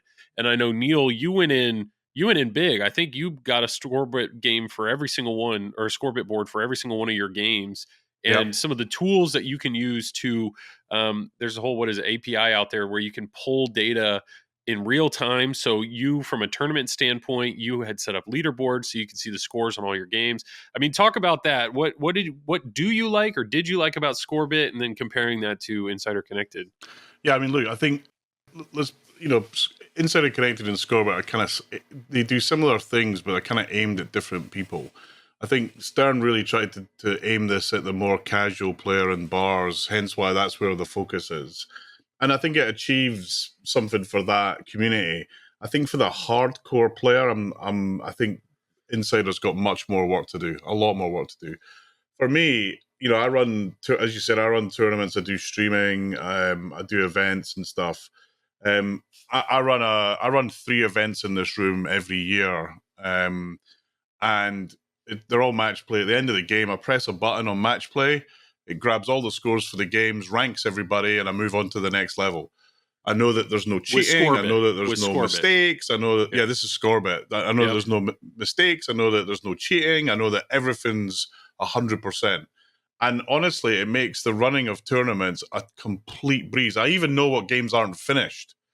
So, if you're commentating, actually, Colin was over here last year. He was like, wow, this is insane. I can see actually this game's still playing and we can talk about it even though there's no camera on it. So, and actually Carl at Indisc integrated Scorebit into all the DTM stuff, which was fantastic to see. You could see what ball people were on, and it just, we're talking about how do we explain things? Just adding instrumentation is helpful.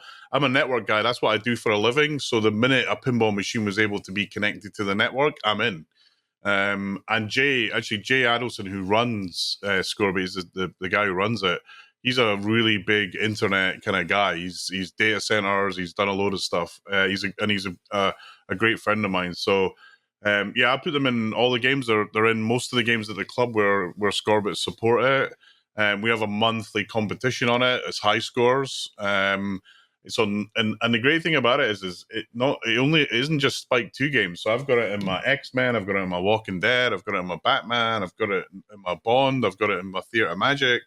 I've got it in my Stern Classics. And for me, having a platform that unites every pinball manufacturer to do scores and analytics, I have to believe that there's value in that. Certainly from a tournament point of view, there absolutely is.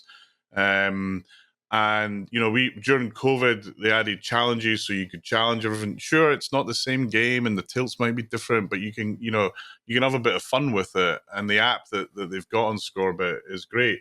Stern and Insider Connect, I think in terms of getting the games online and finding out how to allocate people a user ID, etc. I think that, I'll be honest with you, I think the scanning thing's a bit clunky, and I think there's a simpler way of doing that. And the fact that you just said what you've done with the home thing, you just plug it in, activate, and have home team.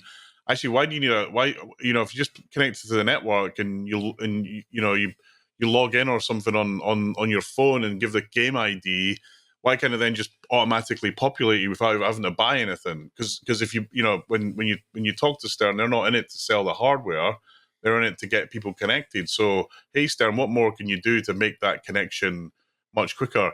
Please, Stern, for the love of God, integrate with Scorebit. For the love of God, right?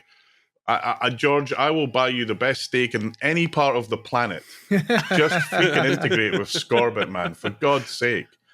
I thought I'll write the code for free, right? Well, I wonder if there's a problem with that because JJP has it in all their games. So, American Pinball soon. You see what they've done with JGP. It's awesome. I've got it on Dialed In's the only JGP game I've got. They've added achievements, they've added other stuff. But they're also doing other manufacturers. You got Spooky with TNA and Rick and Morty. They've got and Stern. Imagine, and I don't know, there's obviously business relationships and commercial situations, but Stern, Scorebit could help you bring your SAM 2 games, so your SAM games into Insider Connected. There's a deal to be done there, I'm sure of it. So figure it out. And as an internet guy, that's what I've done for most of my career. The way the internet works is because everybody was able to share stuff like that. And if you want to be online, you've got to think like that. And I love what they've done so far. And also, what I think Stern are finding out, again, this is my own view, is actually doing this online thing's harder than you might think. It's not just, hey, we'll put a few scores on a screen. You've got to secure it. You've got to do analytics like this. You've got to continually add value to it. Otherwise, it becomes that fad that people gave up on a year ago. And I think that's where, we'll see how that pans out. But honestly, Scorbit is fantastic. Scorbit.io, go have a look at it.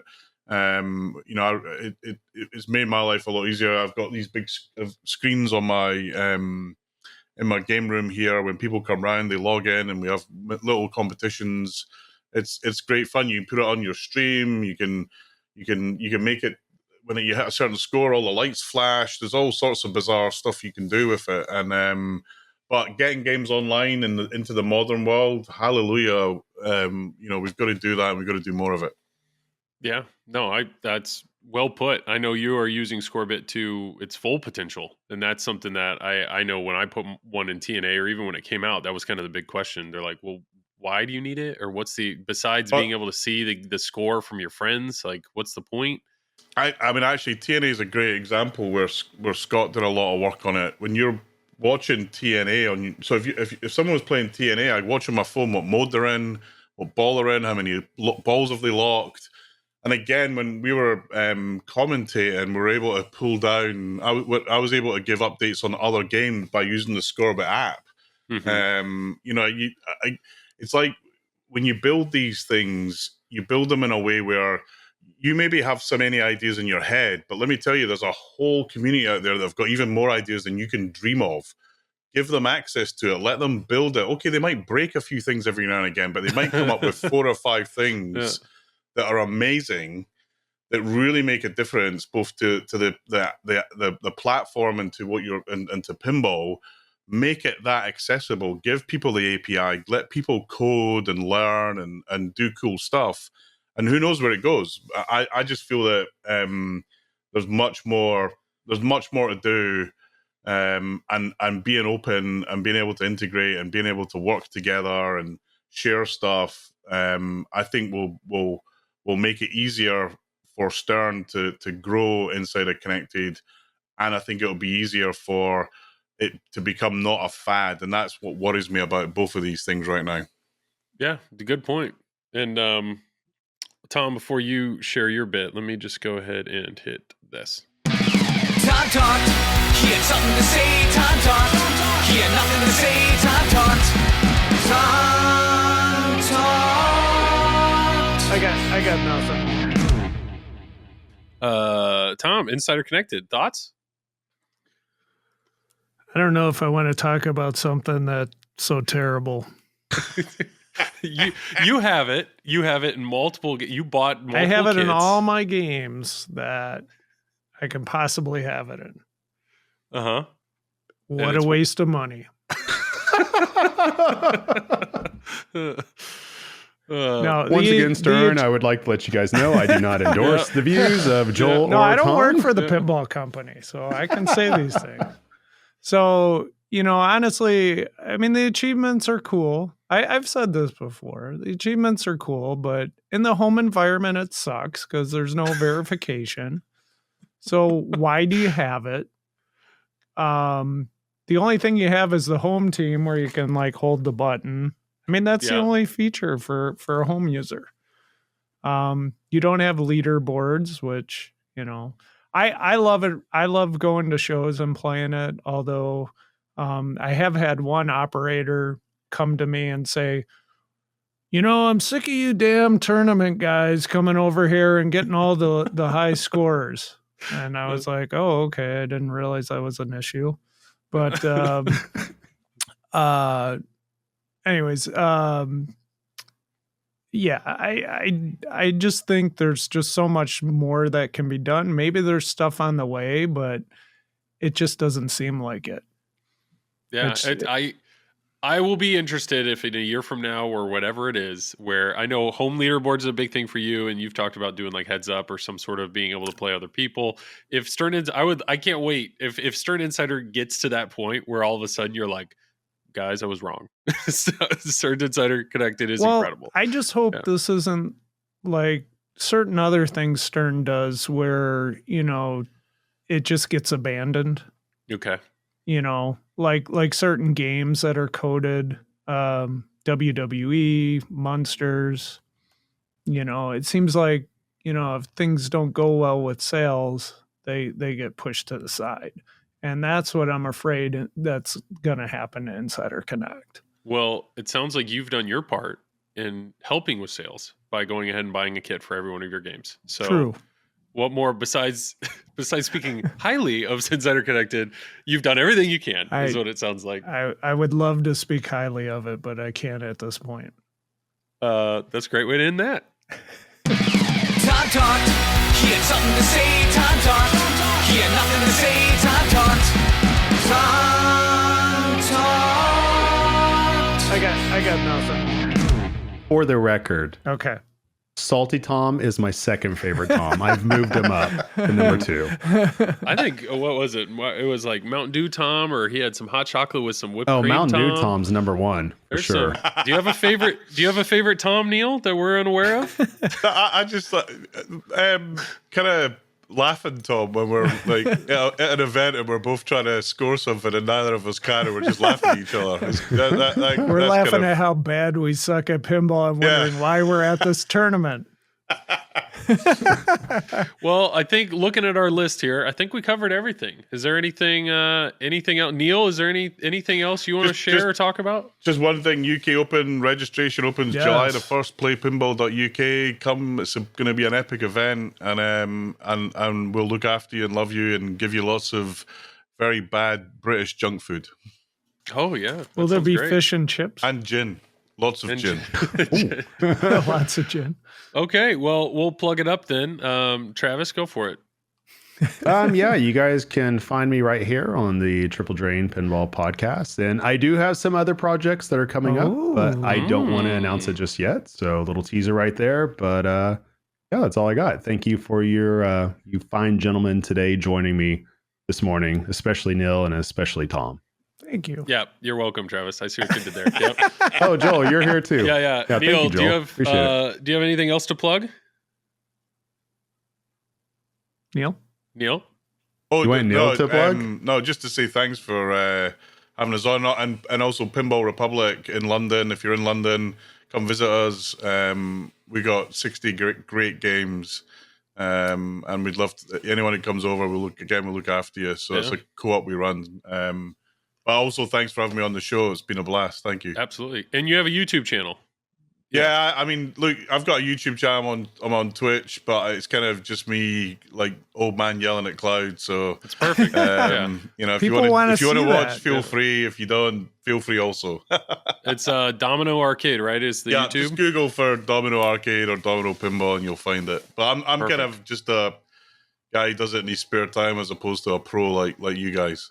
If you're gonna, I have zero credentials for doing any of what I do. So, but people do it. I don't know. Thank you, Neil. Thank you very much for being on here. And it's cool to hear your perspective from overseas and some of the stuff that you're experiencing. And I'm excited for you for both bonds. Hopefully, you get yours fixed. I'm excited for you to have 2 of the same toppers and loving every second of it. It's I don't know. I'm very happy for you. I think it's awesome. and fantastic use of the extra ball shirt, by the way. Yeah, I dug that out especially. Yeah, that's awesome. Tom, plug it up, man. Yeah, when I'm not bashing on Insider Connect, I'm streaming at Fox Cities Pinball on Twitch, and then VODs on YouTube.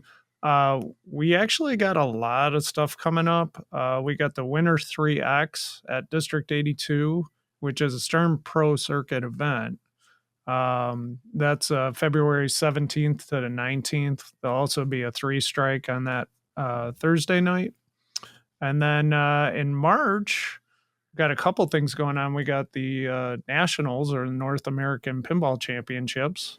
That's going to be on Thursday, March 9th.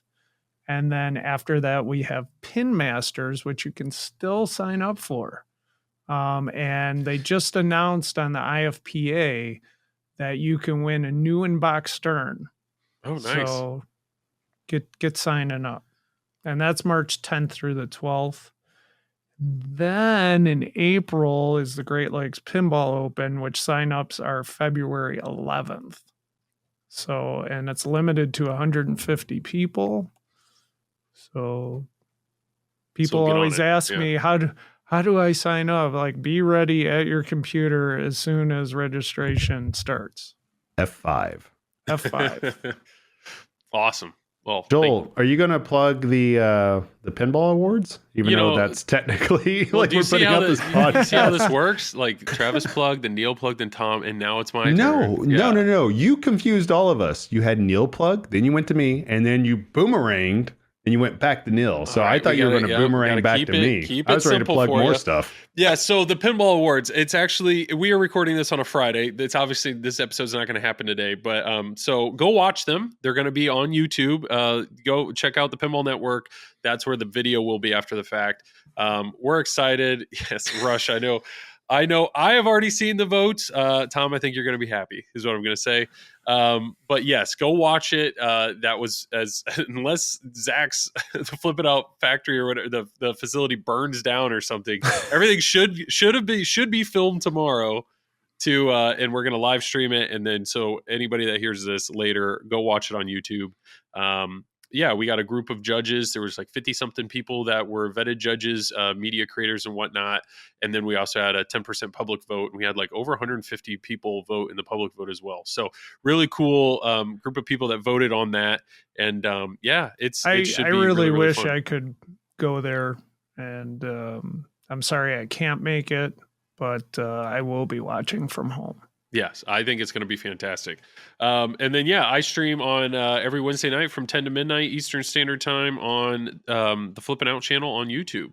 Just started streaming only on YouTube, and I'm actually really impressed with YouTube streaming and how well that's going. So really enjoying that. But I think that's it. I think we'll wrap it up.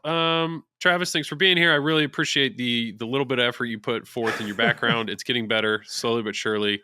Tom, you're always a gem. Thanks for being a part of this. And Neil, really do appreciate you hopping on this. Thank you. Like always, Tom, you get the last words. Stay safe, everybody.